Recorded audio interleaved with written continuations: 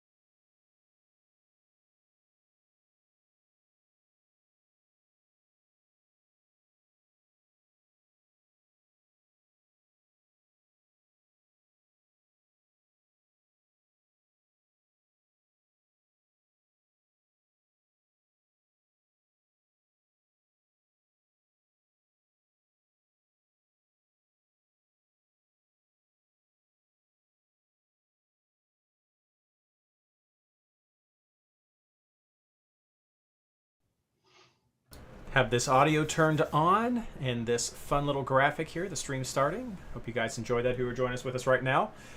We are going to switch to a different cool graphic. Hey, look at that. How does that look? Stream, is that cool? Hope that's cool.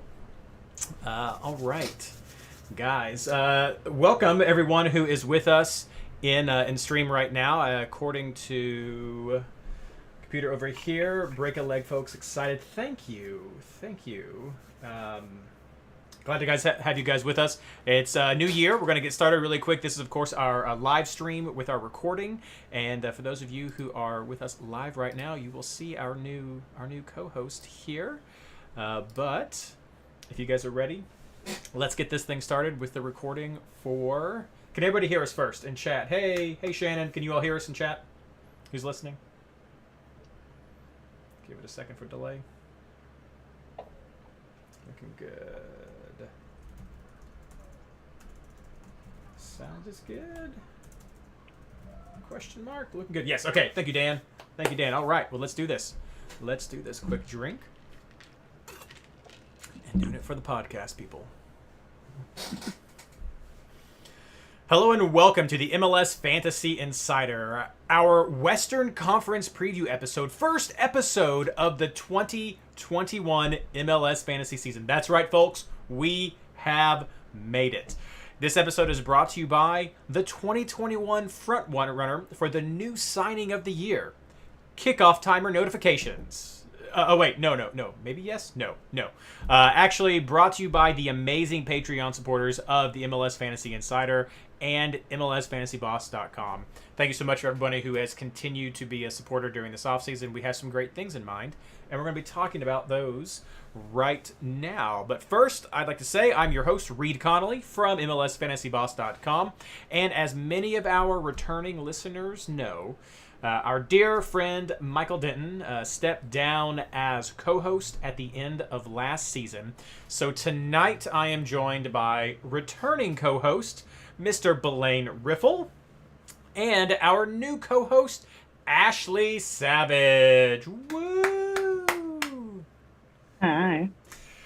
So I'm going to give... Hey, Mike is in chat. Oh my gosh, Mike. Oh, he's gracing us. What's his present? He is. Oh, Ashley, Mike. you should read his comment. It looks a lot better than last year. Yes, Mike does look a lot better than last year, doesn't he? So, for those of you who have listened, you know that Ashley has been on the show with us several times. She is from Seattle, if you could not tell from her screen right now, for those of you listening to us on SoundCloud or your favorite podcast platform. There are some awesome scarves in the background that Ashley has and some great Sounders paraphernalia as well.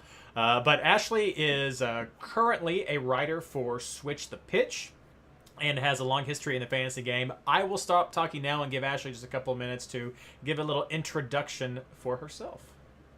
Yeah, first of all, thank you guys so much for asking me to do this. It's so exciting to get to be here on a weekly basis and you know, make these predictions with you guys and all that stuff. So yeah, I got introduced to this through my husband, Spencer. He spent an entire year living in Alaska and did nothing but watch every single game and play fantasy. And so when we started dating, he was not only good at it, but into it. And so it was one of the first things we kind of started to do together. It helped me learn so much more about MLS, and that's helped me a lot with Switch the Pitch too, is fantasy's made me feel like I know a little bit about every team, maybe not enough, but a little, right? And so, yeah, we just got into it together. We play with another couple in this that are Seattle fans, Sounders fans too. In a really competitive husband-wife league. I've only won that league once because my friend Andrea is the reign supreme, but the husbands have never won, and that's the stat we like to keep going. But yeah, it's just been so fun to interact with people who play all across the country and, you know, learn so much more about the game through these stats. It's just, you know, I've been playing for 6 seasons now, I think, and have been lucky enough to get top 100 every time. So I'm aiming for that top 50 this year. Maybe being on the show will help, but maybe not. I don't know. But thank you guys so much for just letting me be a part of this. I'm so excited. Of course, we are happy to have you. Yeah, no, that's great. We've already have some questions coming in through chat, so keep those in mind, guys. We'll get to that just as soon as we finish all these basic housekeeping things during our preview section for sure. For those of you who may be listening or watching for the first time, I just want to emphasize that this is an insider podcast, so it may sound like it's for the pros, but our whole point, just like Ashley was saying, is we try to make the fantasy game approachable to all the new players, but still provide information for veterans of the MLS fantasy game or other fantasy games as well. So we're going to be having more content over at MLSFantasyBoss.com, and that's one of the big reasons why we do this preview episode as well, is we're trying to help people who don't always follow the entire league, which, let's be honest, is most people, just have an idea of at least some of the go-to fantasy options when you're first building your teams, just so some of these names are going to be familiar to you. We may not hit everybody, we probably won't hit all the sleeper picks, but we're trying to give you just a little advantage, or at least a heads up when you're trying to make your first team. So if you're new and listening to this for the first time, welcome. Thank you so much. This is exactly where you should be. This is a fantastic community to be a part of, and I'm happy that you joined us right now.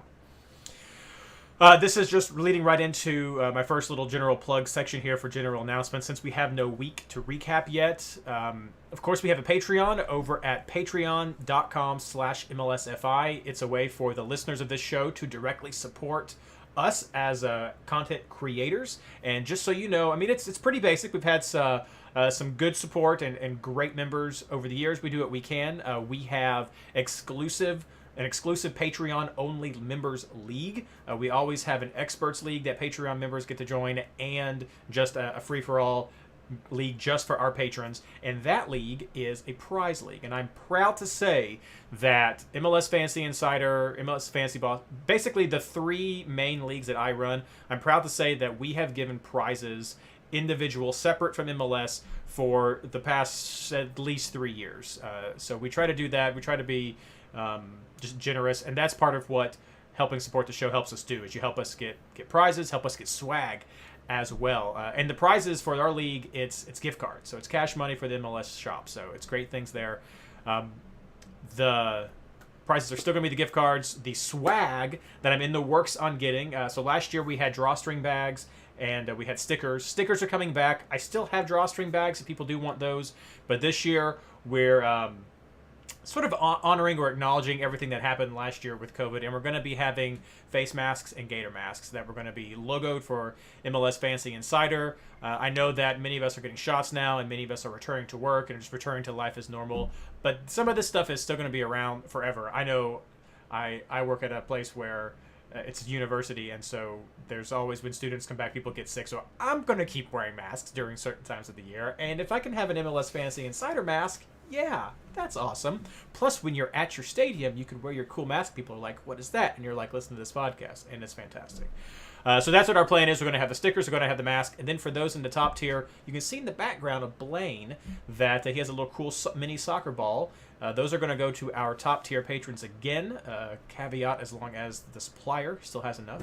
But yeah, we'll send these little mini soccer balls acknowledging you as one of our top patrons, as well as the ability for you to come on to a show and spend some time with us. So we'd like to get involved, but that's the Patreon for MLS Fantasy Insider.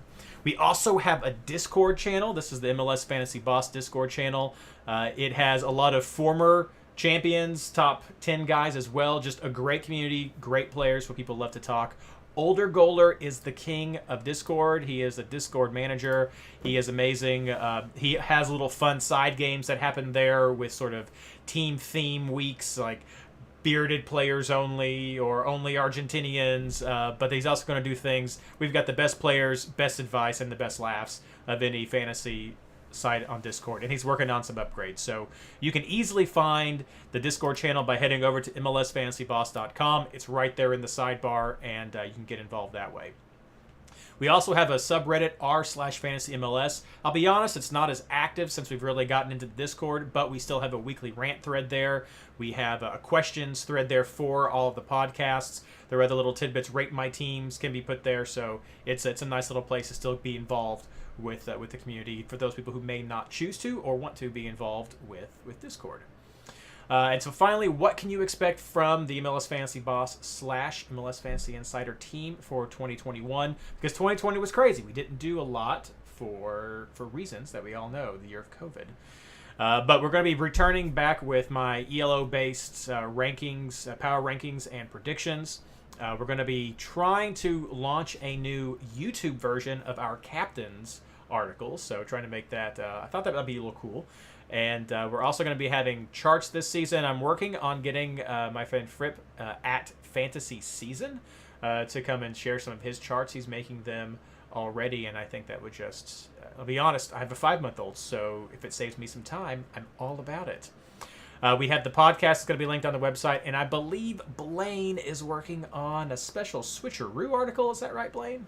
Yeah, I think we're going to revive Jason's old punt idea into more of a switcheroo type of thing. Grab some of the lesser known players and get those out there and just kind of run with more of a punts idea, but tailor it towards the modern game. Awesome. So yeah, that's the plan for 2021, and I hope you guys like it. I'm excited to be back, excited to have you on board, excited to have Ashley with us this year. So it's going to be a great year, and let's move right on now. Normally this is our housekeeping section, but again, no games, so no double game weeks, no buys, no switcheroos. If you're new, that'll make sense to you very soon. What we are going to say for the housekeeping is the 2021 schedule is out. If you haven't seen it, head over to MLSsoccer.com. Not now because you're watching the podcast. or you're listening. But check it out later. We have seen it. I've started to make my usual fantasy chart that I will post. My hope is later this week to have out there for at least the first 16, 17 weeks of fantasy, so you can sort of see how all that's going to flow. But let's get just your quick early reactions to the fantasy season, Blaine. Yeah, I'm really excited for the fantasy season to be starting. Everything on your schedule that you sent us, Reed, that I know you're going to be putting out for everybody else here soon, it looks good. The rounds look great. The double game weeks that we can see out there all line up pretty well. My only complaint is more just with the structural thing in MLS. What's the deal with only 1 to 3 interconference games? Like that's my big complaint. It's destroying the parity of the league. I mean, I know I'll let Ashley rant about the draw that Seattle got, but I mean, Kansas City starts the season with Red Bulls and Orlando, and then we get Chicago in September. And that's our 3. We get 3 interconference games, so good for us. LAFC has 1, and I think it's Atlanta coming into LA. Yeah. Like okay, I'll gladly play Red Bull in Chicago over playing LAFC or Seattle in extra time. But if Joseph Martinez is back like we hope he is, LAFC could get a really bad draw on that one. So that really bothers me. And what we've noticed looking through this is it's kind of holding true to the regional thing we saw last year. And you may or may not like that, but I think Kansas City's in with Colorado, RSL, Houston, Dallas, and Minnesota. And we're going to play each of those teams 3 times. Yeah. And every team's got their own pool. So if you're in a good pool, that's great. If you're one of those top teams in your pool, that's great for you. You get an extra weaker game. If you're in a bad pool where you're always playing up, like I feel bad for San Jose. They're kind of the low man on the totem pole at times. And if they're in a pool with Portland and Seattle and LA, like those are always hotly contested games, regardless of who's good or bad any given year. Like that bothers me. I like parity in the league, but I'm the guy that said they should have capped at 20 and you play every other team twice and that's it. Like there's none of this East-West. I wanted a single table league, but so I come from that background. I don't like the way MLS has done the schedule. I think the schedule is going to be fine for fantasy, but I'm not a fan of this, and I think it is going to affect some of the fantasy points we can get here. Ashley, anything to add? Yeah, I mean, I think the obvious thing is COVID and travel, right? I mean, I don't know if they've come out and said that that's why, but that's clearly why. But I agree with you, that the bubble aspect makes it difficult. We saw how it was when we did Project Restart with the West, and it was just, I mean, Seattle, like you said, we played LAFC, Galaxy, Timbers over and over and over again, and that's not exactly fair to, some of the Eastern Conference teams that were just fighting for very bottom of the table, not even like playoff table, just playing each other over and over again. So I get it. I get the reasoning behind it. I think I would rather them phase in like this and not have to shut down than go all out and watch teams sit out like Colorado did and all those things, because when we came down to playoffs last year, the points per game coming into play just felt insane. And I mean, I got it. Like it was the most logistical thing to do, but I would rather see every team legitimately earn a spot, and not have that shutdown again. So, I agree with you, Blaine. I don't love it, but I get the reasoning behind it. I love this chaotic summer that they rolled out, though. Like that, I know not everybody's looking at what we're looking at, but when you look at those summer weeks, those doubles, that's insane. I mean, that is make or break your season for fantasy. Do you know what I mean? Like the possibilities in that stretch of time are crazy, not just for teams, but for fantasy. So I don't know. I'm interested to see what this looks like you said, with the lack of parity, but I get it. I'm excited to have a real schedule, right? It's real season. So let's do it. For sure. It doesn't bother me as much. I'm totally on board with moving to some sort of a conference system where things can happen, I guess, more like hand egg, more like American football, that's going to be sort of thing. I'm okay with that. I'm not. I mean, I get it. The table, 2 games away, home, whatever. There's just so many teams now, and the travel's crazy. Which I will say, Ron Bodie mentioned in chat that I wanted to know how we thought same-day travel with charters was going to affect. And I think I speak for all of us. I think that's huge, Ron, for everybody listening. Still having those charters available for the MLS teams is really going to help with tired legs and double game weeks if we have a good chunk in the middle of this season. That's a huge difference when you're looking at EPL, which I know a lot of us play. The travel time is not anywhere as near as, okay, I'm going to fly from New England over to Vancouver. I mean, it's some ridiculous travel times that people have to take, and those charters are going to help. I think this could be a season where travel time, especially with some of this regionalism they have, may not be as big of a factor as others. A couple of fancy things I will just tease for everyone when you see this. Welcome all the Austin fellas. I know some of you all, guys and gals, were watching and listening to us last year. Your first 7 rounds are all away games. That sucks. Yep. I will talk more about your team later, I hope, but that absolutely sucks. I hope your stadium is finished ahead of schedule. Sorry. That's pretty rough. But then you also have Nashville, who of their first 5 games, the first 4 are home. And then after the next 5 games, they have 2 more home games, an away game, and then a double home week where they're both home. Holy cow, Nashville. We'll talk about that next week with our East Conference preview, but I am liking what I'm seeing with Nashville. Another 2 things I'll point out before we move on. There are going to be a lot of bye rounds this season because we have an uneven number of teams with 37, so that'll be great opportunities for switcheroos. Keep an eye out for those. Many of the times we won't have bye weeks are going to be when there are big double game weeks, which there are a lot of them within these first 15 weeks of the season, so that's going to be a good time to capitalize. But I will mention we have a preview of some of the rules for the 2021 season, and I can tell you that we are going to be having the 2020 double game week system for the 2021 season, which means that you will get the highest score of the 2 double game weeks. So I love this system. I think it makes single game week players much more viable during a double game week. It makes you have to think hard about what you're playing for. But for the 2021 season, we will have the 2020 version of the double game week scoring system of the highest points only. Other changes that we're going to mention is, this was a huge feedback from the community, we are returning to moving roster values, variable roster values. What I mean by that, this is a la 2018-19 MLS Fantasy, but pretty much what you're familiar with if you've played EPL or another system. Your budget will change up or down based on how well your players do during the season. So we will no longer also have a fixed $100 million budget. The budget value will increase and decrease with players connected with that.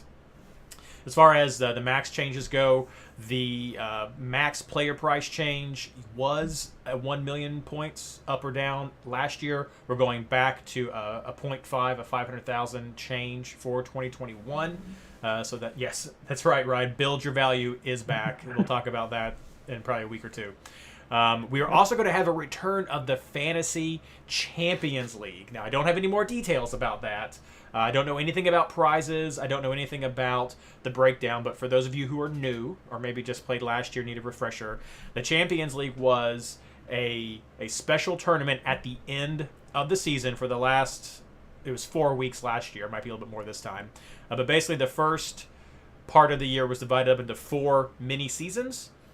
And there was a separate table, separate overall rankings collected for each of those seasons, and the top 100 people from each of these little mini seasons were added into a special tournament just for the final part. There was still an overall bracket. Your points did not reset. It was just a cool, fun little side tournament for just the best players during each of the chunks. So that's how it worked last year. I don't know the exact details for 2021, but we are having a Champions League, and I think that's fun. It really makes me remember back, I'm so old, it makes me think back to like 2013, 2014 when we still had an MLS Cup version of fantasy where your teams got weeded down to fewer and fewer players, but you could have more and more players from each team. So it just kind of keeps something special going on at the end of the season. I like that a lot.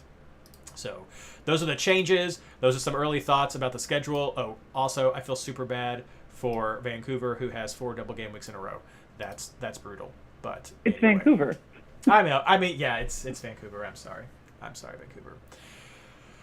All right, so we won't keep too much time because I know all of you are here tonight for the preview of the Western Conference. What we're doing is we're going to break this down team by team. Probably going to go over our hour-ish mark tonight, but we're going to try to keep it tight when we can. We're going to go down for each team in the Western Conference. We're going to give you the players to watch. I know for me it's just a few players there. And then we're also, as a fun fantasy thing, we're going to tell you if for this team we think you should play, fade, or switcheroo in general for their players. So I thought that was fun. I thought it was clever. I hope you guys enjoy it as well. Okay. But I need a drink before we do this because I have been talking a lot. I'm not used to it. Talking a lot and not used to it. Okay, Western Conference. We're going to kick things off at the top with Austin FC. I won't say too much because we have a lot of people who are helping us with the Fantasy Primer project this year. Real fans who are writing about their teams. And I don't want to steal the thunder from any of these guys, especially since we have Chris, who's an Austin fan, who's writing for us. So that's awesome to see you guys already involved in fantasy. But I will go ahead and mention some people who I'm particularly looking at. The first one for fantasy to watch, I think, is going to be the 25-year-old Argentinian number 10 playmaker, Tomas Pochettino. That's right. I've been practicing my names, people. But Tomas Pochettino has some great stats. He has some great potential. 25 years old is not bad at all for an MLS player. Not their first DP, but one of their DP signings, so I think he'll be a great one to keep an eye on. 27-year-old Paraguayan. I believe this was the first DP signing for Austin, but Celio Domingue is going to be a winger. He's 26 years old, which, again, I think that's a good age for MLS. He's got some good goal-scoring pedigree coming from his previous teams. I mean, I think he was also picked from the Argentinian League as well. He's from Paraguay, but I believe he was playing in the Argentinian League, which MLS has been very good at grabbing some great guys from. Ashley, you know about that up in Cascadia. Then I'll also say that former San Jose forward Danny Hosen has gone over to Austin, and he didn't get a lot of play time in 2020. I think he only got 11 points. But in 2019, he scored 90 points. He had more action. And I know some people are hot and cold on him, but he's done decently for them he's done pretty well. Not just decent. He's done pretty well during preseason. So I think there's some opportunity there, someone to keep an eye on. And then on defense, Austin did what I wish Cincinnati had done and what I think is the key to success for expansion teams in MLS. They have a core defense of MLS players. They've got Nick Lima back there. They've got Matt Beasler back there. And I think these are quality guys. I love Lima. He's my favorite of the ones back there right now is Nick Lima. Ben Sweat, right? Yeah, Ben Sweat is back there as well. I mean, these are core guys that understand the league, understand the players, and I think that tends to give people a leg up when they're coming into the league as an expansion team. So they have a solid defense. I don't know if they're going to be setting any records or doing anything, but I like it when I see it. So in general, because of all this, I'm saying when it comes to Austin that they are a switcheroo team. And for me, that is just because I tend to be a little cautious when I'm coming into some of these new teams, expansion teams. I want to see something from these guys before I go all in with them. But based on the pedigree these guys bring, I think that they'd be great switcheroo options. If you're new to the fantasy game, a switcheroo is just an advanced tactic. Head over to MLSFantasyBoss.com. You can see a video about that. But it's a way to get points off your bench based on the substitutions you use. And I think these guys are good options for that. Blaine, Ashley, anybody you want to add? I feel obligated as the stand-in mic to reference Ring here. Sure. No, good point. Yeah. As I think he would. I mean, that signing was crazy to me. It was one that when you read it, you think you read it wrong. It's so smart for Austin. I think that should be a big, indicator for them. My other thing on top of what you said, Reed, is that a lot of people slept on Nashville last season, and it was a tough year to be your inaugural year. But from a fantasy perspective, that defense gave shutouts when no one expected them to. Yep. They couldn't produce consistently offensively, but I don't know if Tarbell is the same, leader in the back as Nashville has, but if he is, then you could see a lot of that coming out of that expansion side too, with that defensive line that you mentioned. So I'm hesitantly also looking at them as a switcheroo team, but I think they might surprise some people. The one thing I will say about Ring, and this is, I thought about this, but I didn't put it in my notes. The one thing I will say about Ring is he had some great point production in 2019 and 20, I think. I didn't look at his numbers, but if he is going to be playing as a D mid and is not going to get up as much for Austin, I like him much less. Totally. I mean, I danced around this a lot last year. I'm just going to say it this year. Defensive midfielders are garbage in fantasy. I'll say it again. Defensive midfielders are garbage for MLS fantasy. You may get some points from them sometimes, especially with the double game change rule. You might get they're high floor people. They're not going to give you the boom and bust, and I just think for especially some of their pricing, they're garbage. So if Ring is playing defensive mid, I don't want him. I don't want him at all. Yeah. Again, that's why switcheroo option to see how they play. Totally. Yeah.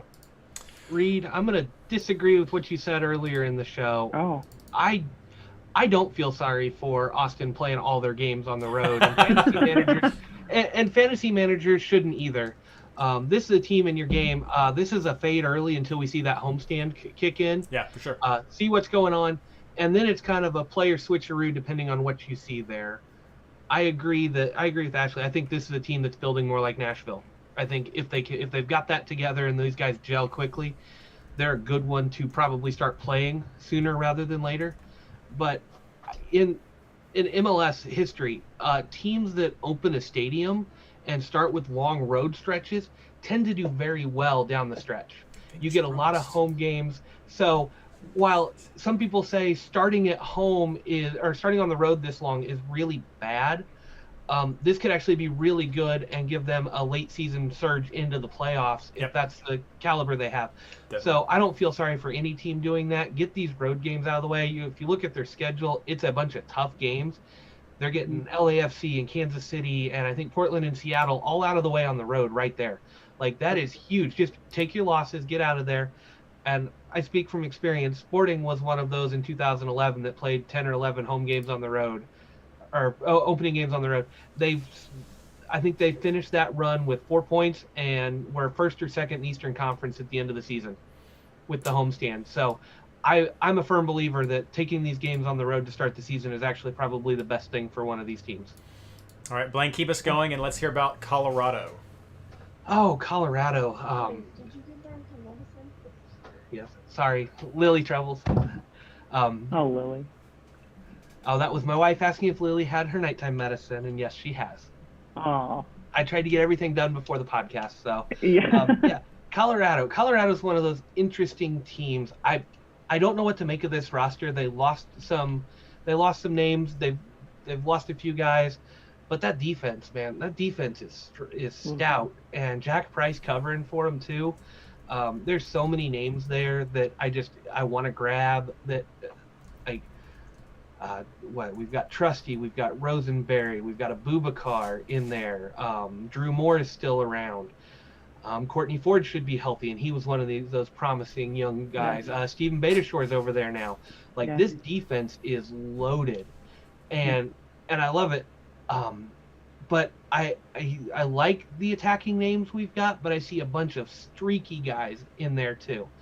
And I know the article that's going to come out on Colorado is going to answer more questions than I ever could. Because I'm pretty sure that's Matt Pollard writing that one for us, and he is fantastic. So he will steer you in the right direction. I just have questions. Michael Barrios is hit or miss.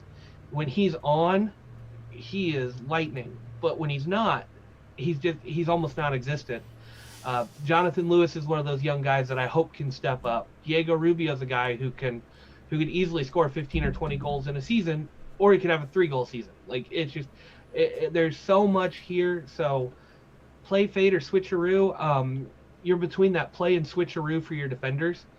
I kind of lean towards play. I like Abubakar. I like the bonus points that this team can give you.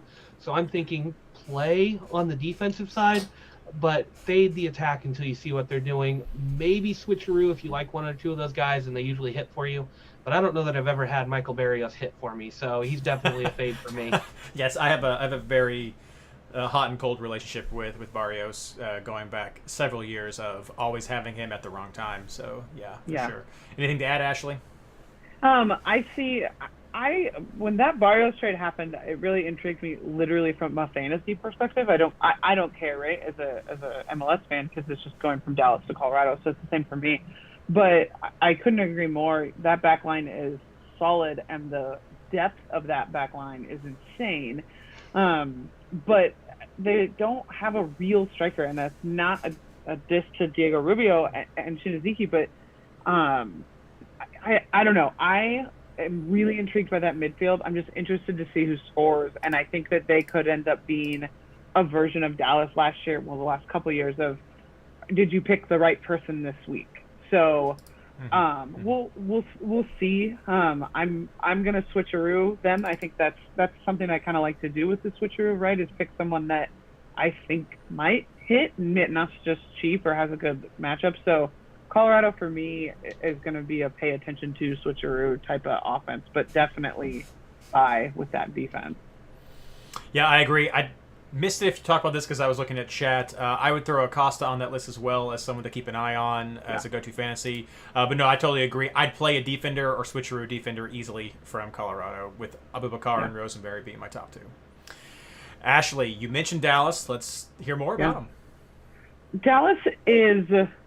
we were watching the men's national team the other day, and it was so funny because Spencer said, how many of these kids came from the Dallas Academy system? And it was like 3. You know, like it's amazing to me what that organization pumps out, and it's impossible for me to know who's going to be good when I watch them.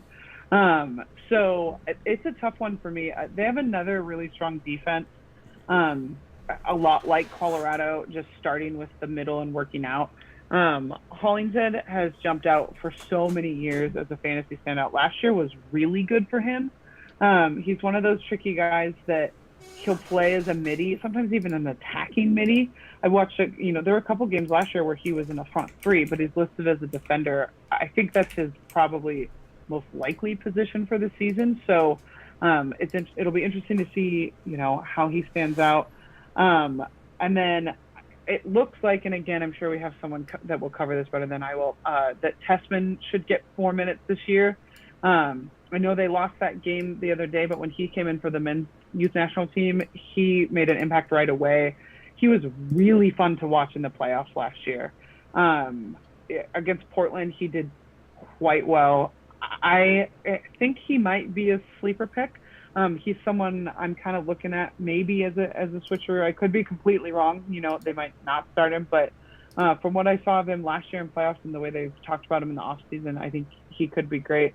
And then Paxton Pomykal, and Yara, it's just going to be interesting to see how much they play.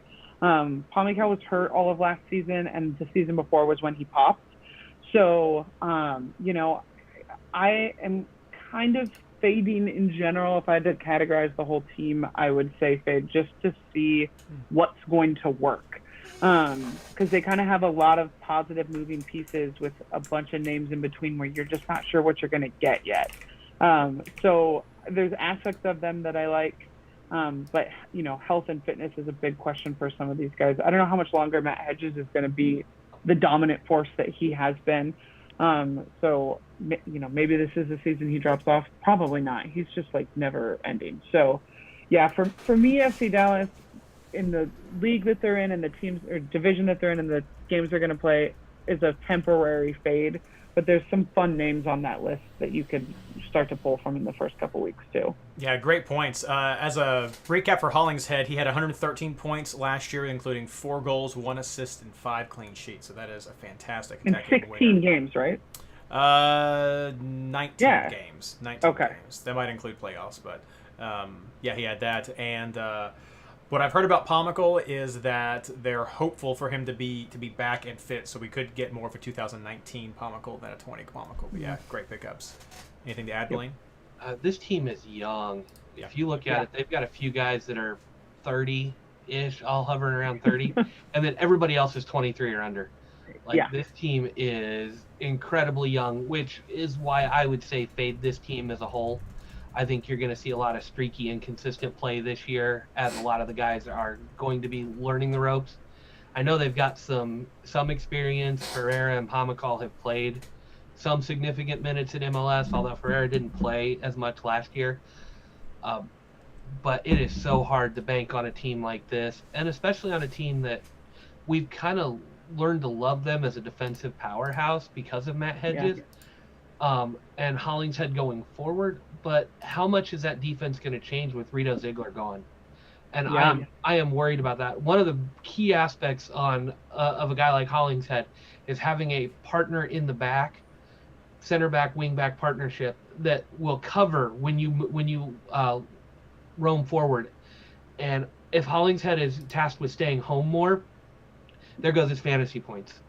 I don't know that they will do that. I worry about how this team is going to adjust to losing some key names from the squad, and how the young guys are going to adjust, because we're looking at having a couple of starters that were on the U23 team this year. Like that's a tall task for any young player, and I kind of agree, fade them. And other than Frank O'Hara, I think it's fade everybody to start the season. Wow. Bold claim. I'd be willing for a switcheroo. We'll see. Yeah. Okay, moving on next to Houston. Houston's had a busy offseason. Biggest, of course, is Mauro Manotas has been sold, so they got some cash money for that. Houston has been busy. They brought in Maxi Urruti from Montreal for it up there. He had a rough time in Montreal. I'd say there were often times where he popped up on the score sheet, and I did not expect him to be there, and he'd get a good week. So he is not a bad player, but he also had a lot of missed opportunities, some flubs. So kind of a hot and cold guy. Could be a depth pick for Houston, but he's one I definitely keep an eye on. They still have Darwin Quintero, 135 points last year in 2020. They still have Memo Rodriguez, who we have been talking about for 3 years now, Blaine? He got 81 points in 2020. They've added Tim Parker on defense, who was 71 points in 2020. They still have Figueroa, who got 90 points in 2020.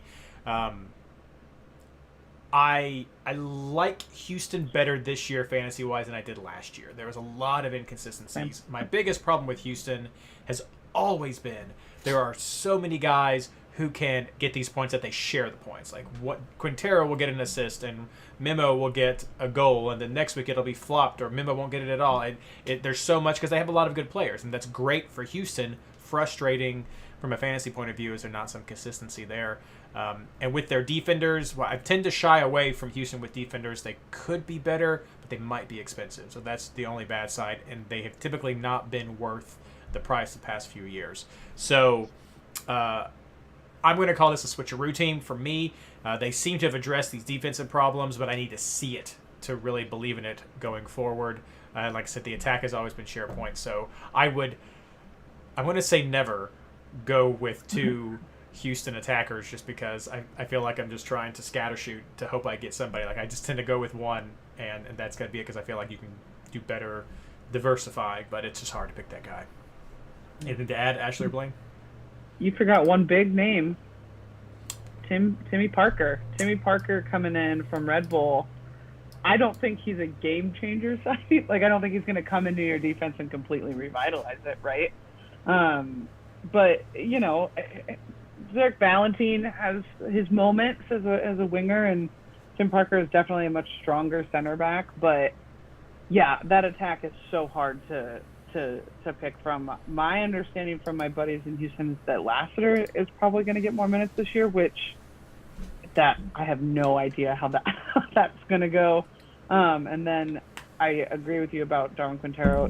He's got to reach a ceiling at some point, but man, he was hot last season. So it's kind of hit or miss. I think there's a lot of good choices to choose, but I just don't know how consistent they'll be, like you said, Reed. So for me, this is a switcheroo team. Yeah, and we have our good friend Todd Modisette, who is going to be writing our Houston article for us, and he is a former champion, or at least he won something. Todd won something. Reed. He's good. Reed, I just want to point out, you talk about consistency and the irony of that this is the team that has Papa Pico and Maxi Urruti. I mean, you can't say consistency and attack and have those two guys on the team. I mean, it's consistent in that somebody is getting a goal or an assist somewhere, and it's just never. Yeah. It's not like you're going to Never get the same Carlos guy. Vela or Martinez be like, these guys, they're going to score it. They have too many go-tos. There's no always at Houston. There's not an always pickup or always captain, right? That's right. Speaking of Vela, Blaine, tell us about LAFC. Oh, LAFC. If Where to Vela's start? back, if Vela's back and healthy, I mean, the sky's the limit with this team. The way he's been playing. I expected Rossi to be gone, but he is still here. COVID. That surprises me. But losing Brian Rodriguez seems to hurt a little bit. Center forward, do you put Vela up there? What do you do? Do you go with Corey Baird, who played well enough for RSL? If he's got a little bit better service, if he's got Vela and Rossi beside him in a 4-3-3, I mean, maybe he gets it done. This is going to be one of those elite teams, and you've got the names that you know. Other than that, I just don't know if the defense is going to hold up. A new keeper, they didn't look good last year. There were some question marks the year before. I mean, when you're willing to let your number one keeper go like that, you always have questions. I like some of the names, but I just don't trust this defense. But let's be honest, if you're taking LAFC, you're probably grabbing Rossi and Vela if you can invest two forwards, or you're grabbing Atuesta and Vela plus one more. I mean, you're really looking offense here. So as far as it goes, play, fade, or switcheroo, I think you're pretty solidly in the play category here. You may switcheroo somebody like a Corey Baird if you can't afford both Rossi and Vela, and see what happens in some of those. But yeah, I think this is when they've got a good matchup, this is a play two almost every week.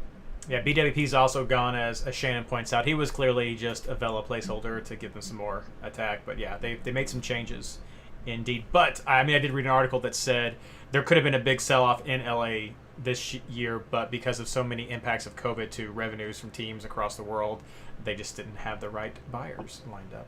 Yep. Anything to add, Yeah, Ashley?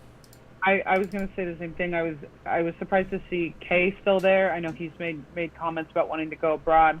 I'm surprised to see Atuesta made it through the window. I think that organization, like you just said, is going to hold out for big buyers for all three of those guys, including Rossi. But, they're bringing back that same spine. And one thing we kind of forgot with Vela, and we saw 2 games he was back at the end of last season? Something like that. Rossi's shown brightest without him, right? And so it'll be interesting. It'll be more of a 2019 look when they're both back and healthy together. So that was always Captain Vela. Oh, look, Rossi did something well occasionally too. So fantasy-wise, I'm interested to see how they spread that out. Rossi coming off a Golden Boot, amazing year, and then Vela back to hopefully fitness and form. So it'll be interesting to see how they kind of split those points around because, yeah. Well, let's stay in Los Angeles, quote unquote, for those LA Galaxy fans out here. And Ashley, tell us about LA. I mean, what an overhaul for the most part, right? I feel like this is a team that kind of needed some changes like this. I am a Greg Vanny fan. I know that might sound weird as a Founder fan who plays him every other year in MLS Cup, but I'm interested to see what he can come in and do with this team. He's already made some interesting signings. Jorge Villafana was always quiet from a fantasy perspective for the Timbers, but he's a good wingback, and that LA Galaxy system has really relied on the Felchers, Araujo's of the team. So I'm interested to see how he contributes. I feel like this is going to be my first hot take, and it's probably going to blow up at me, but I could care less about Victor Vasquez at 34 coming to play for the Galaxy. I mean, he's not Pavone. The fact that they couldn't get that Pavone deal figured out is beyond me. I'm sure there's a million reasons that we just don't know about, but I don't even know if he'll start. I think he's still got a lot maybe not a lot. I think he's still got something in the tank, but fantasy-wise, that means just nothing to me, really. Again, watch, he'll like have the most genius season, and I'll sit back and see it. But I just, he was for a long time a kind of a fantasy, not must, but you should think about. I do not see that happening at this team with this system. Who's their goalie? Not totally sure. I know they signed someone, but they go back and forth between goalies all the time. That back line, you want to talk about a leaky back line in LA, it just must be in the water, because, the Galaxy couldn't buy a shutout last year, or very much the year before. So it'll be interesting to see, Araujo and Steres, I think, are good fantasy picks depending on the lineup. A healthy JDS is massive for this team's selection offensively.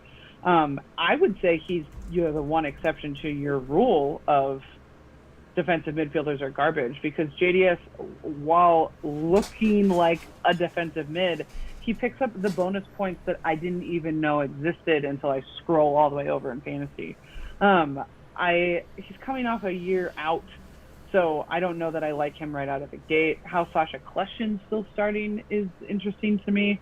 I was one of those people going into Chicharito's first year where I was like, he's not going to score 10 goals. Everyone picked him up, wanted to pick him up and all those things. I just did not see him translating to MLS as well as some of his predecessors did. But if there's one thing I know about watching Chicharito over the years, is he can get hungry. So it pains me to say it, but I actually think with the right people around him, which I'm not sure he has, that Chicharito might be a glimmer of the goal scorer that we've seen of him in other leagues this year. I did not think he would right out of the gate. I just don't know if they have enough midfield pieces to really make that work for him, because he does need the partnership. He's no Zlatan, right? I mean, Zlatan in fantasy was a gold mine. I hate that they ever let him go. It's fun to watch him where he's at, but, I see a little more out of Chicharito this year, but I still don't know if he breaks, 10 or 15 goals. So we'll see. It just depends on the people around him. Well, for me, this is a switcheroo team. He got one goal last year, so he could pretty much only go up. Yeah, the ceiling is this high. year. Well, I will just say LA Galaxy is a fade for me, because I do not know what's going on. Leggett is probably the only legitimate person I'd even consider at this point. I will say for Giovanni Dos Santos that I'd call him more of a box-to-box maybe than necessarily a pure defensive midfielder. And that's, if you got some box-to-box, if you're getting some offensive chances, you're okay. I mean, you're not like Valeri, you're not like Pavone, you're not like a lot of those guys.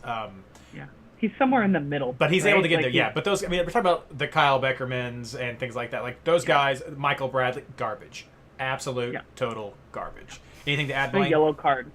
Right. If you like losing points, get those guys. Yeah, I'm, as weird as it is, I'm cautiously optimistic that this team will be better than last year.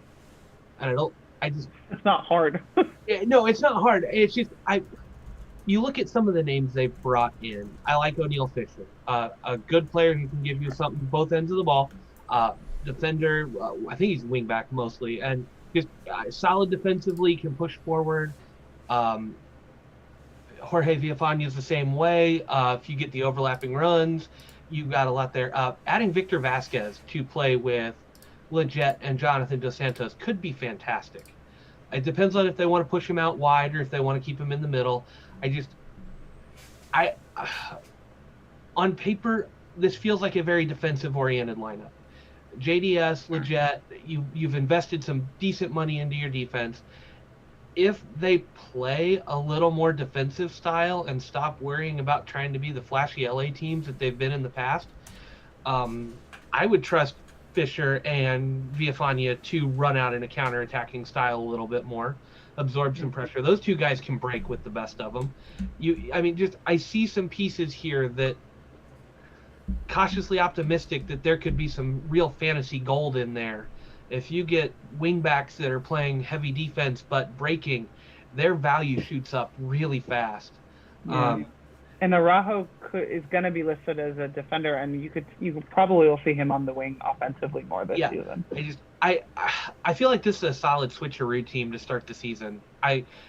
There's a lot fewer question marks about who is going to play this year. You know where people are going to be. You know there's not going to be as much rotation. You've got some names that you can trust in the past. Villafana or O'Neal Fisher are great West Coast late game. Put them on the bench as a switcheroo option. See if they come in or put them in your lineup. They're one of those fallback guys, and they get decent bonus points. So solid switcheroo team for me to start the season. I just have that feeling that they're gonna be better and put something together here. All right, moving on to Minnesota again. We have a great author, Ari Hillman, one of our Patreon supporters, who's writing an article for us. So it won't take too much. Be sure to check his article out later on. But I will talk about some of the guys that stood out to me. Former New England Revolution forward Juan Agudelo is coming over to Minnesota. Not sure how that will work out. Rough times fantasy-wise in New England. Forever he's been there. So interested in seeing how that works out for them, but someone to keep an eye on for sure. Though top name for Minnesota, Robin Lod, 108 points in 2020. He's still there. I think that's one of the names you're going to want to look at. Emmanuel Reynoso, 80 points in 2020, another solid option there. John Gregus, 89 points in 2020. So this midfield, pretty good for Minnesota. Just looks to see what that striker is going to be for them. Back on defense, some good options there, but good. Romain Métanire is the one that tends to stand out because he's an attacking player, and you have some good. I don't think his 2020 was fantastic, but 2019 he was awesome. So I think he was hurt a little, right? He didn't play every game for some reason, I feel. But yeah, he tends to get expensive, though. That's the one bad thing there. And then also Dane St. Clair at goalkeeper had a great season, one to keep an eye on. He'll probably be reasonably priced as far as goalkeepers go. And I will mention, you had talked about LAFC's keeper. When I'm concerned, it's not as bad as defensive midfielders, but I don't think you really need to spend a lot on a goalkeeper. Find a solid keeper. The points between your top three keepers and like your next three or four, it's not usually a whole lot. Though if you are in a tight match, tight head to head, it could make or break. But I tend not to sweat too much about goalkeepers. But I think Dane St. Clair is pretty good. The biggest loss is Molino is gone. That is a big hit for them, but I think they still have some good pieces. For me, it's enough to want to play Minnesota with some great midfield options right there. Yeah. Absolutely. They also lost No, did they bring in Will Trapp? They signed Will Trapp, they right? kept Will Trapp. Yeah, they kept Will Trapp, and I like Will Trapp. It was always he's one of those players which he's hot Trapp or cold. and Finley together again, right? Yeah, and so they kept Finley, brought in Trapp. I don't know. Yeah, they've got both of them, Finley, and I like those guys, but I think the main ones are going to be Gregus and Lod. I also like as kind of a. I don't know if we can call him a sleeper pick anymore, but Hassani Dotson, when he starts, is a really good switcheroo. He's getting the youth national team minutes now. He looked great in that game the other day, but he also had some great points towards the end of the 2020 season, very surprisingly for me. I have a lot of questions about Aiko Para that we can't answer here, so I'll just skip over that. Oh, yeah. But if he comes back in for some reason, I mean, this defense could just be lights out. So, yeah, I like Minnesota a lot. I think that they're a pick for me in a couple different positions most weeks, but not striker. Yeah, I think the one name we need to highlight a little bit more is Reynoso. The way he finished last season, and he was a mid-season transfer, I think, as well. Yeah. Like, if he plays the entire season this year like he played last year, hands down MVP winner. Like, Vela would have to go off in order to beat him. Like, it will be an absolute fight for that MVP. And you can't say enough about that. That could be where your goals come from this year. Mm-hmm. I do worry about the forward situation a little bit, but Agudelo has shown he can finish, and you're looking at a stacked midfield where you can put Finley out wide. That's his spot. I like Finley for that. I think he's going to be a starter with Molino gone. Another guy I just really like it here. I I do want to touch on the Ike Opara piece. I know it'll be there. Another injury. He struggles to finish seasons, and I was hearing on the rumor mill last year a little bit that his return at all was somewhat in question. Yeah. I don't know that his injury's that bad. I don't know if his mindset's wrong. I hope he comes back. I love Ike. He's a great player, but a guy who's battled that many injuries, and I don't know how bad this one was. It was bad enough that he decided to stop playing and then sat out the rest of the season. I don't know what was wrong. I don't think we were ever really told what happened last year, and I don't know that it's as much an injury as it is an accumulation of all the injuries. I hope he comes back, but my gut tells me it's not looking good. I haven't looked at any preseason results to even know if he's playing in preseason for them. I don't think he has, but don't quote me on that. That really brings his defense down a notch as a whole. And I think that plays into the Metanair style as well. He and Ike played on the same side, and when he has Ike behind him, he can go and just run like crazy. Without Ike there, he's got to stay home a little bit more. He's got to be aware of what's going on behind him to a bigger degree. And I think that defense hinges on whether Ike comes back being elite or being just a good, solid defense. And when Ike's there and that defense is elite, this team can beat anybody in the league. Without Ike, it's a little bit more of a fight throughout the season. He's got a podcasting career now. Yeah, Benny Silent Ike. Maybe that's what he's going to. Yeah. All right, just so everybody knows, I did Ashley dirty for this next one.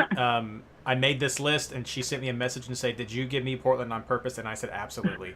So, yeah. Ashley, who knows them better than me, right? Ashley, I get it. Tell us about Portland. So, we pay attention. First of all, the biggest improvement to the Portland Timbers is the beard from Gio. It is stunning. If you haven't seen it, please just look at their Twitter.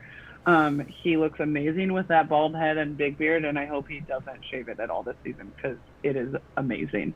Schmetzer, he's your dentist, right? So I really admire a good, looking coach like that. He looks fantastic. Portland went, as they tend to do often, and signed a couple defenders. In a completely unbiased opinion, I have stayed away from Portland defense for years.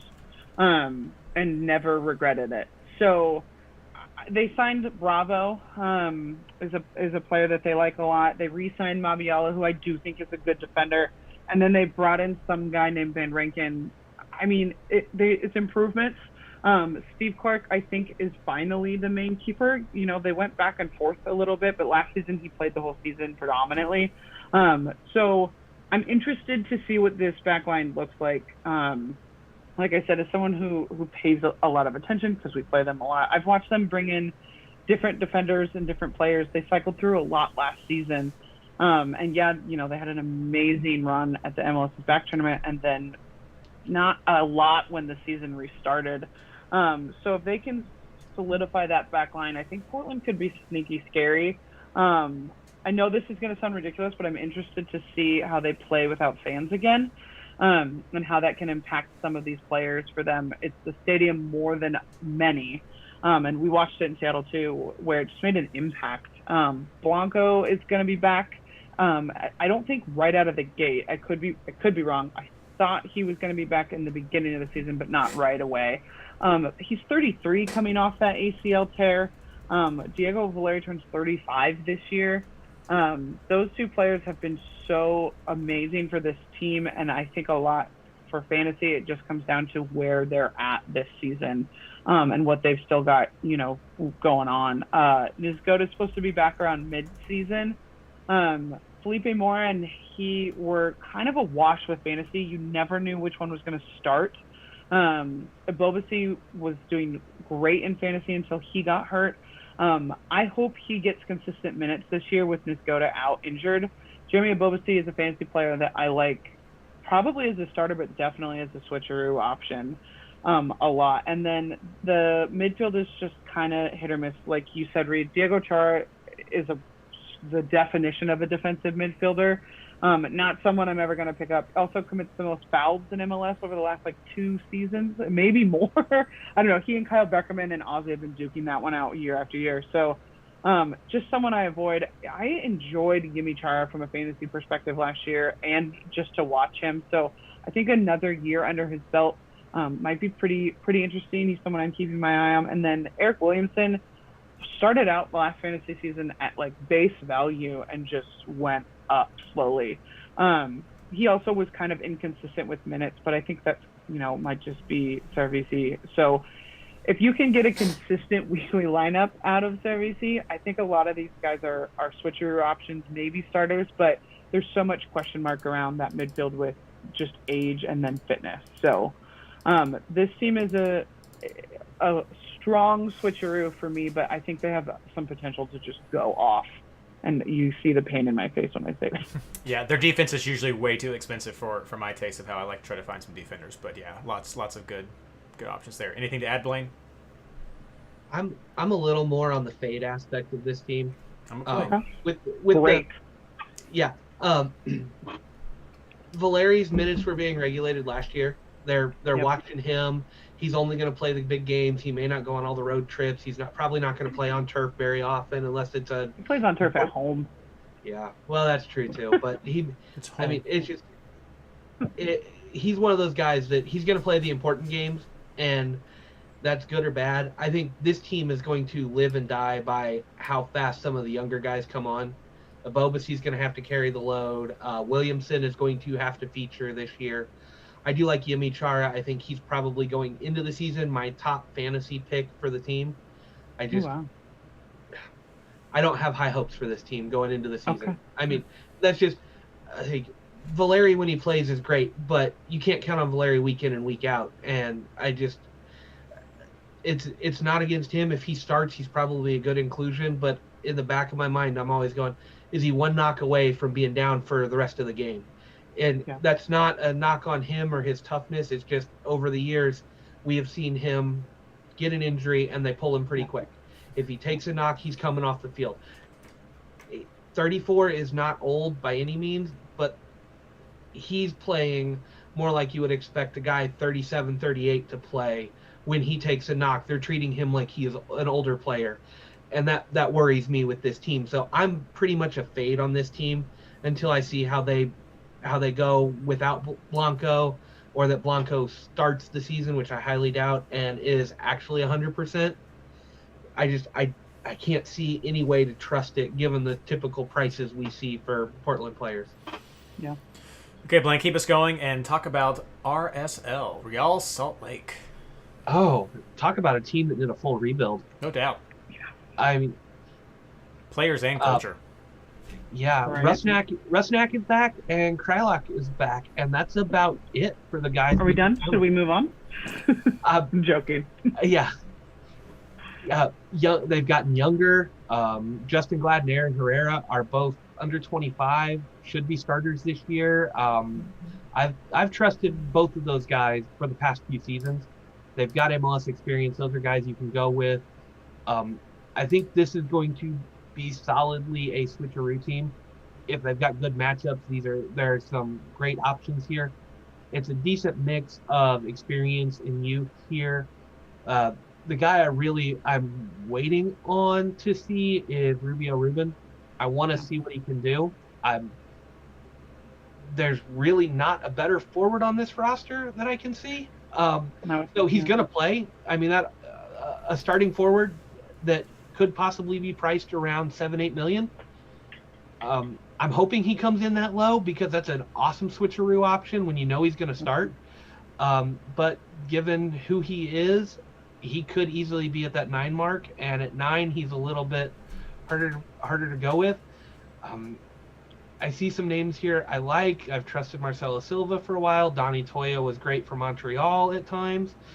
Could do really well in this system. I see a bunch of switcheroos here. I guess the other big one that I keep forgetting that is Justin Miram's there to play on the wing too. Some veteran leadership that you could somewhat rely on to bring the team up a little bit. But no, solid switcheroo. Looks like in the middle of a rebuild. Mid-season, we may change our minds on this team and either really start playing them or fade them, depending on how the rebuild goes.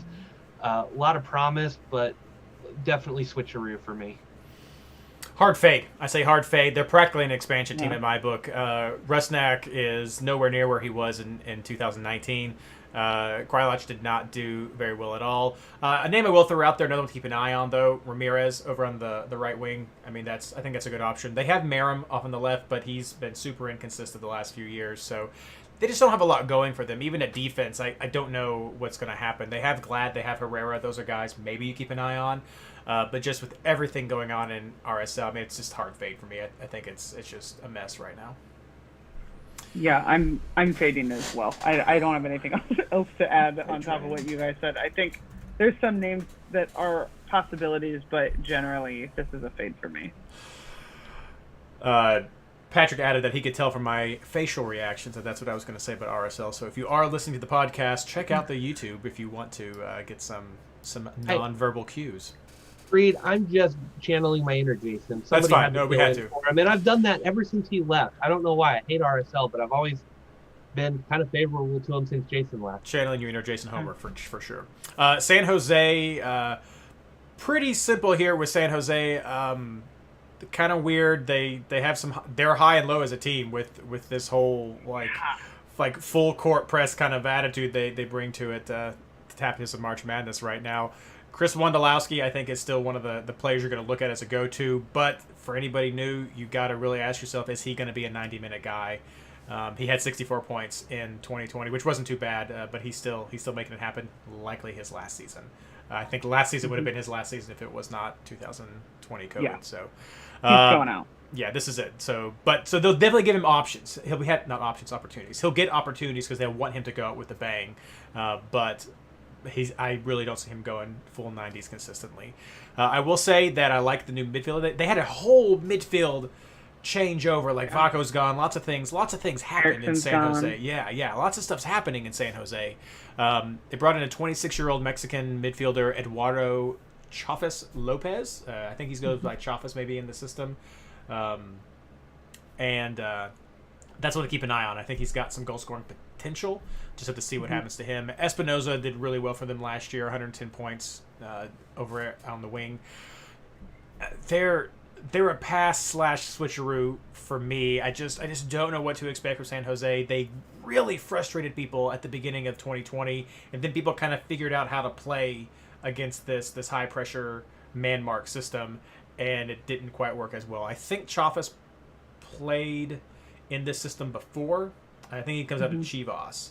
So I think that's going to be okay for him to integrate in. But pass switch, they have some good moments, but that's about what I see for San Jose. Anything you guys want to add?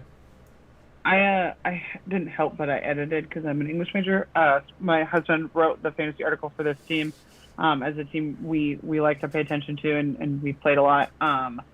And the goalkeeper position for fantasy is one that's interesting for me here. Vega was relegated at some point last season, and I didn't see why, in the sense that I don't know what happened. That's the point, and yeah. he was a big, kind of bonus point keeper. He didn't always get a shutout, but he always got bonus points.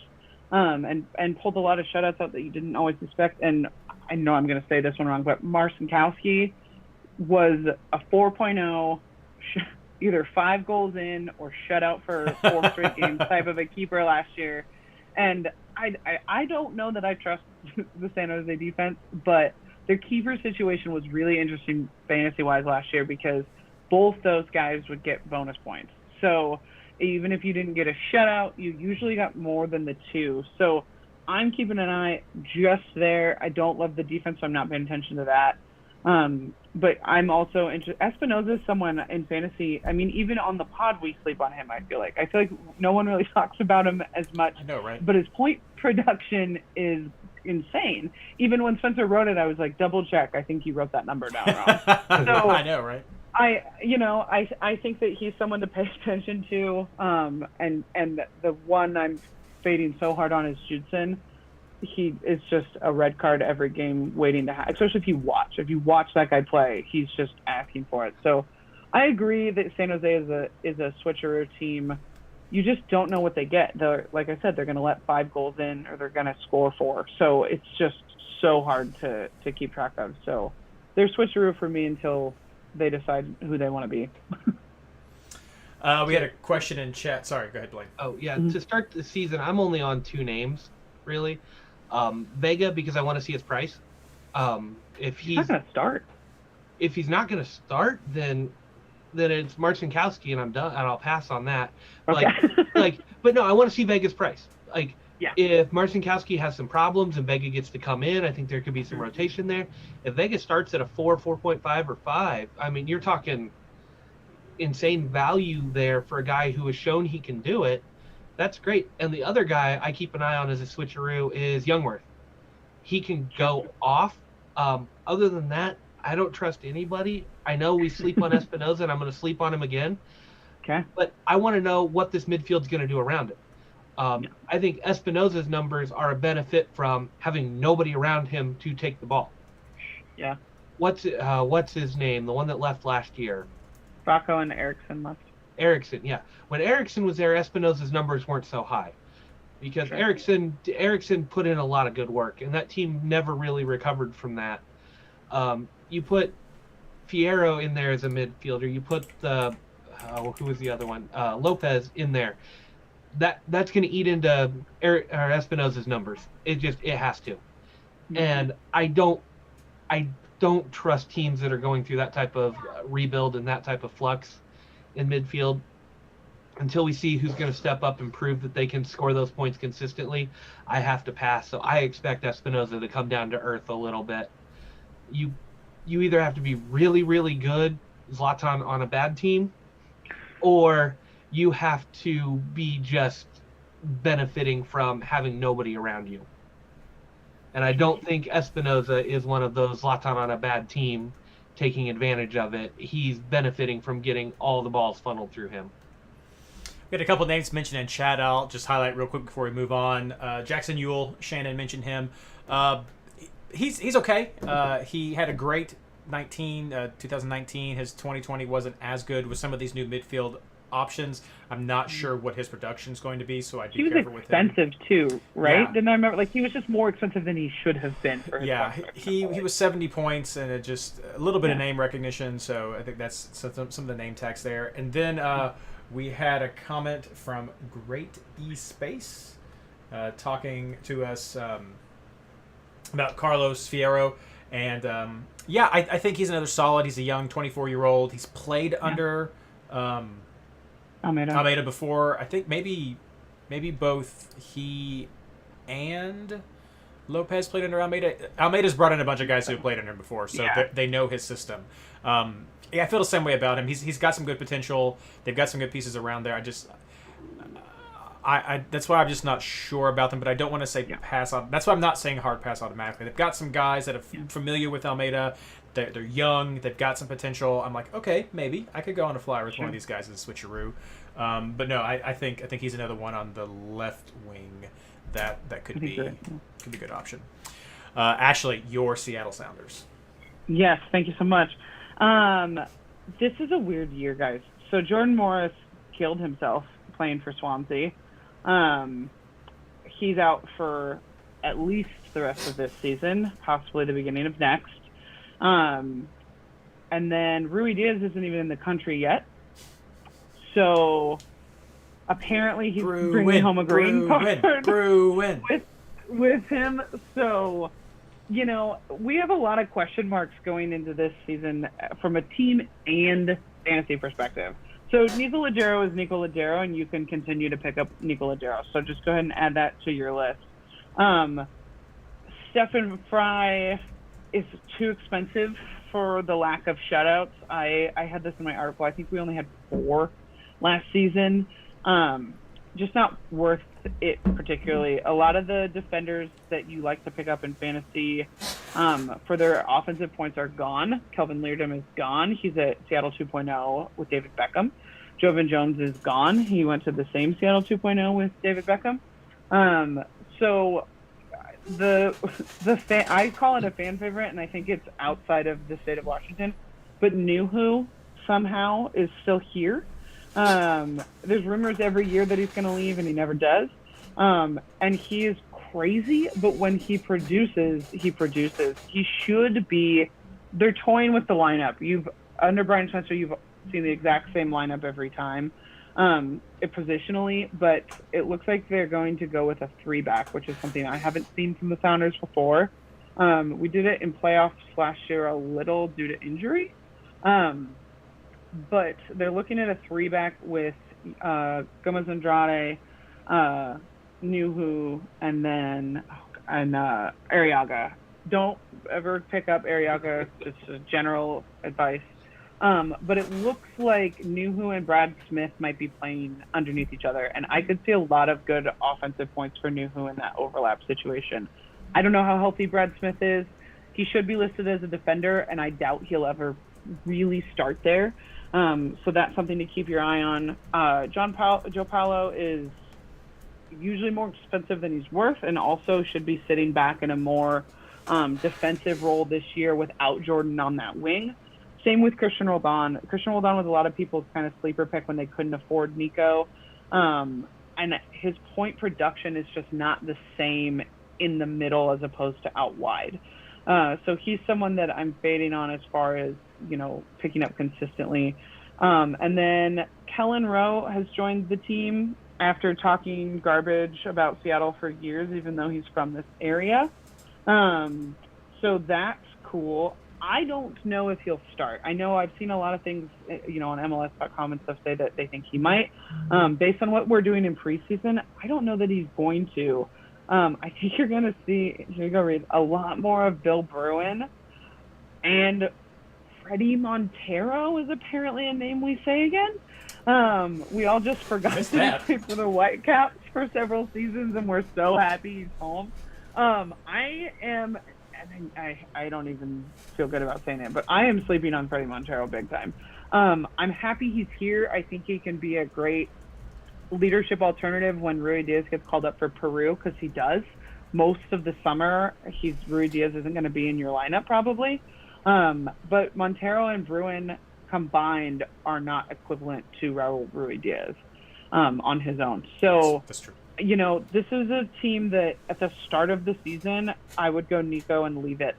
I'm not switcherooing this team. I will play this team foolishly, but not until they figure out what the formation's going to look like and where in the world is Raul Rui Diaz. So all indication is that he's going to be back in time, but he hasn't been with the team. He's not playing. So I don't anticipate him at least the first game, maybe the first couple. But when he's in, man, Rui Diaz is as consistent of a goal scorer as you can get. So always have Nico, no matter how expensive he gets, and then kind of just wait and see on everyone else, is my opinion. Probably dating myself, but anybody else have that? Where in the world is Carmen San Diego? Yeah, Rui I got you. Diaz? Yeah, no, we got that right there. I mean, come on. Ashley, everyone knows that Seattle doesn't start playing until around 27 anyway, so you can Yep, afford you're to good. wait, So join us then. Blaine, you had something to add? That was pretty good. You Ashley. answered my question, because I was going to ask, do you play Nico if you're starting Montero without Rui Diaz, or do you have him start, because there's no Jordan Morris to provide that service off the wing. Mm-hmm. You've lost a lot of your speed that opens up space in the midfield. You're going to see teams be able to pack it in more in the middle because they're not having to account for Jordan Morris. I really wonder if we're going to see Nico come down to earth a little bit and be a little bit closer to the other premium midfielders. When Nico takes free kicks, PKs, and corners. When you have a 10 that takes them in fantasy, he also is the most fouled player in MLS over the last 3 seasons. That on its own, I just gave you 4 bonus points. Yeah. And that may be the case. I hear what you're saying, though, for sure. But yeah, because we've overlooked Jordan Morris at times. He's so boom or bust.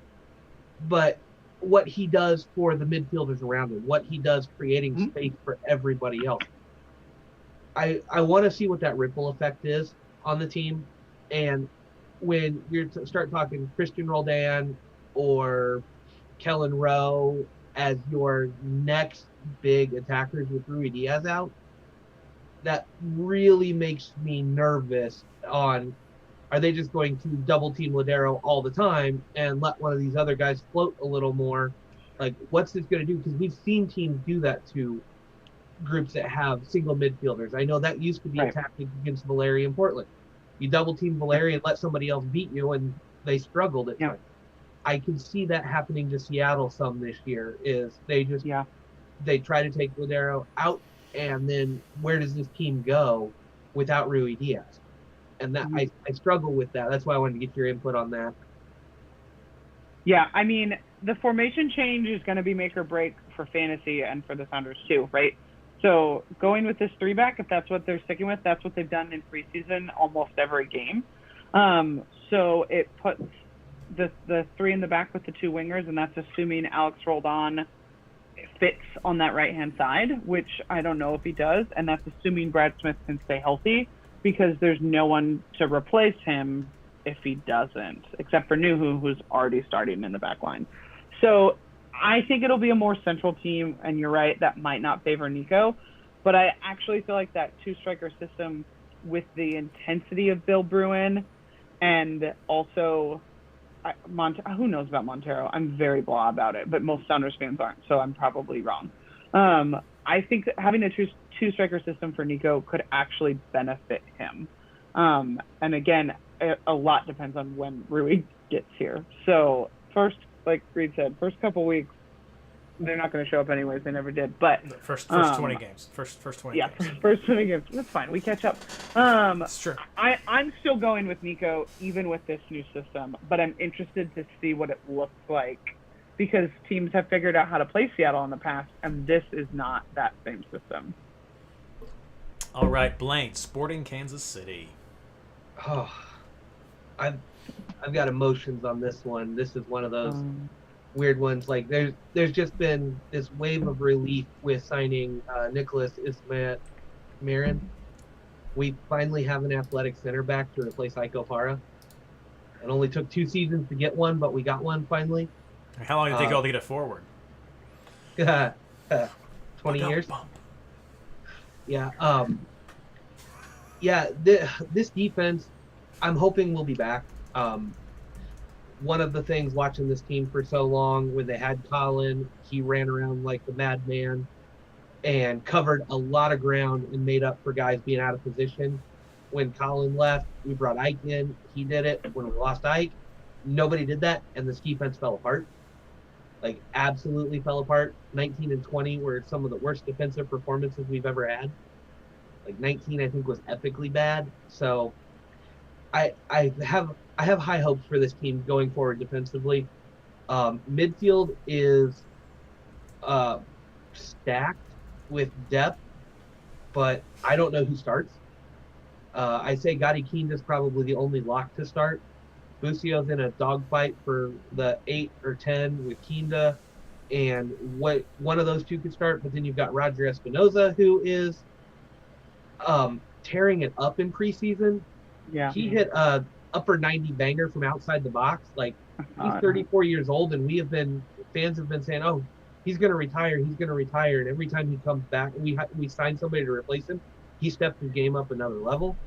Not saying he's going to produce in the regular season. He never does. He always puts him over the crossbar. But again, he's fighting for his spot. Ilie Sanchez did not look good last year. Remy Walter has come in, and I expect him to start, but he's more of your 6'8", so who knows what he's going to do. We've got about 6 midfielders for 3 spots, and nobody knows who's going to play any given week. So watch the lineups, and then that leaves you with your 2 pretty much, if you want to play them, Johnny Russell and Alan Polito. Those are your 2 guys that you can pretty much bank on starting every game that they're healthy. Polito does do international duty, and Mexico has been calling him up pretty consistently lately. That was his goal when he came here, was to get back to the national team, and he's done that. So, but those 2 guys, Polito was one of the more productive players in fantasy last year by minutes played. He didn't play a lot, he got hurt, but when he played, his numbers were off the charts good. I expect that to continue. And then Johnny Russell's there. And then the other fun name to throw out this year is a kid by the name of Wilson Harris. First preseason game, he dropped a hat trick in 30 minutes. He is going to be a 5 million or under forward. He's coming out of the academy, but everything is pointing to him being the backup to Polito. Kyrie Shelton's the other guy that's on the depth chart to play center forward. But with the way Harris has shown in preseason, I fully expect him to be the backup going into the season, because our left wing situation is Kyrie Shelton and then Daniel Shallowy, which I don't think anybody wants to rely on that. So I think we'll take our chances with the kid at center forward. So at under 5 million, if you've got the extra money and just want to stash him on the bench, that's not a bad option for that cheap. If he gets a sub cameo, which he very possibly could, especially to start the season, because Pulido took a knock and missed the second Mexico game, their second friendly, and he is coming back without having played, or I think he'll be back for one preseason game, and that's all he's going to have to start the season. So he's not going to be in full fitness, and he hasn't played since I think October 28th. So he has been out. He has been off the field for a while. So Wilson Harris is that start the season shout out that keep him in mind, because Polito may be a 30, 60-minute guy to try to get back into fitness. And Wilson Harris could be 5 million player that's out there a lot. And with all the weapons that are around him, he should get some pretty good service. All right, well, let's wrap this thing up with Ashley's Cascadia trifecta with Vancouver. Sweet. Should I say more? Is that it? Is that enough? I mean, I'm kidding. I'll keep going. They dropped a couple million on a right back. They have Ali Adnan, who's fantastic. But this defense, at the end of the day, is leaky. I'm interested to see where the right back, I think his last name's Gasper, where he fits in price-wise, because Adnan carried the offensive load on that wing. So to see somebody on the other side who supposedly is just as good, I'm intrigued. I am not starting either of them, but I'm intrigued. I was big on Cavallini, and I don't even want to say he didn't live up to those expectations, but he plays for Vancouver. If you put that striker on a lot of other teams, he would produce in fantasy like crazy. So this midfield is not better than it was last season. This defense looks a little better than it was last season. I like their keeper situation for the most part, but for the most, their keeper situation, I think, is a lot similar to San Jose, where you're not going to always get shutouts, but you should get bonus points. So, they don't have a number 10. They don't have someone to put that midfield together. Everyone they brought in to be that person hasn't worked. So this is a team I'm fading on possibly forever, but at least for the start of the season until we see what those wingbacks are contributing, if anything. Yeah, and the only reason Adnan really even makes the list sometimes, for those of you who might be new, is that he can be on some set pieces and PKs or things like that. So he's a defender that has that opportunity sometimes. So sometimes. Yeah, he's a great wingback, but I want to apologize to all of our Vancouver followers and listeners, because what I said in chat was, is there something below fade that I can select for Vancouver? No, it's rough. No, it's rough. Yeah, Vancouver's a rough shot. See, Reed, and I'm also sorry, real quick. Where are they going to be located out of? Also, right? So I think we haven't talked about that yet, because this is the only Canadian team. All the Canadian teams are not able to play home games necessarily. Right? There's that whole stipulation about how they're going to be able to travel. Am I wrong? Yeah. I think that's so. Right. So I'm interested to see how that plays in for them overall. So, well, that's still a factor. I'm definitely fading because they don't even have a home at the moment. Yeah. See, Reed, I liked your comment. Do we have something lower than fade? But I look at it a little differently. This is a run for your life team. And that's not necessarily a knock on them. The way I've watched them the last few years, they tend to play at the level of their competition a little too much. They Sure. they when you've got those games, because this is a defense I actually like. There's some names back there that have Mhm. played really well, and Eric Godoy being one of those headliners. Like, I like him as a defender. He has got fantasy value. I've used him in draft multiple times, multiple seasons. I mean, I like this defense. They have put it together. But when they play those teams when you think they should really get a clean sheet, they allow a goal or two. They blow up that clean sheet. And then going forward, you've got Cavallini. This year they've got Toussaint Ricketts. Russell Tybert's there. This is a team that when you're betting against them, not scoring a goal, they go drop 3 on your defense that you picked up against them. This is a team that can play with the best of them or can absolutely fall apart with the worst of them, and that makes them so hard to pick. But it makes them so hard to pick against too, because Yeah. the last thing you want is to grab a defense thinking, oh, I'm going to double up here, get a clean sheet, and then have Cavallini drop a hat trick on you. Right. Because it's totally possible with the way this team plays, and it makes me so mad. And so I just say run for your life. I look at the Vancouver games, and unless it's LAFC playing against them or something like that, it's definitely I don't even like picking against them anymore. Yeah, and Shannon makes an interesting point in chat that home and away didn't matter as much last year. And Sure, I'm really totally. interested in seeing how that plays out this year, because historically, when you're talking about the home field advantage across sport, Major League Soccer has had the most real statistical numbers to back that up of home field really means something in Major League Soccer. And it was weird last year. I think it's all about COVID, of course. So I'm really interested to see how that plays out for 2021. All right, well, everybody, thank you for sticking with us. These early preview episodes always run long because we try to just give you a decent snapshot, again, for all the new players and returning players of who to look at. Just a quick shot.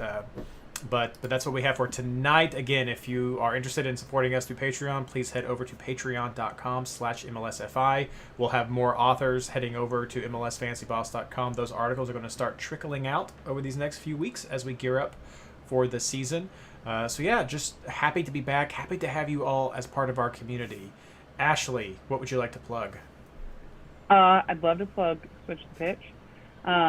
We are gearing up to get ready for this season as well, covering different teams, covering different games, all female staff, all female writing, just bringing a female perspective to the men's league. So give us a follow on Twitter and check out some of the articles we've got coming up as soon as the season kicks off. Blaine. I'm going to plug the Discord again. That is a great community of people over there. I got more involved in it late last year, and especially in the off season. I made some good friends in that group. Going to go ahead and put the challenge out there. We need a membership drive. The sporting fans in there kind of run the show at times, and there's a good Cascadia contingent, but they're just not. They're not as vocal. Go drown us sporting fans out. Get in there. Get involved. I know you'll make everybody else happy. Our sporting fans are fine. We love talking about our team, but we need some more active people over there. So get out there. It's some great stuff. James Ballo, who is in charge of the game this year, I think, he pops in every once in a while and says something. I know he's in chat tonight. Hi, James. We appreciate everything you do. If you want to be involved, James really did take our suggestions to heart. He listened to the community this year. Go get on Discord, because he's over there doing the work there. He's reading what comes out, and he is listening to our feedback in the Discord and asking questions too. So get on Discord. That's where the game is really growing, and it's just one of the best communities I've been in a long time. Yeah, we have some more offerings than just MLS there. Of course, we're focused on Major League Soccer and the fantasy game, but we also have some DraftKings content. We have content for Predict 6, MLS's other little fantasy game that's pretty fun. Then there's even some stuff for Bundesliga fantasy, and we partner with Total FPL for some EPL coverage as well there, and there's also NFL. But even for Patreon members, we have a little special Patreon club that I'm trying to get going, where you all have only access there for Talk With Us. And for those of you longtime listeners, we have our little fun Star Wars Cantina side chat going on as well. So it's a great community, lots of options to interact, and just fun. So yeah, Discord is Very awesome. But again, thank you so much, everyone, for listening to us tonight. Check out the Discord, check out MLSFantasyBoss.com, and of course, we'll have this up on the SoundCloud within maybe tomorrow. Might take me an extra day. This is a big podcast. But again, thank you so much for joining us tonight, and good luck.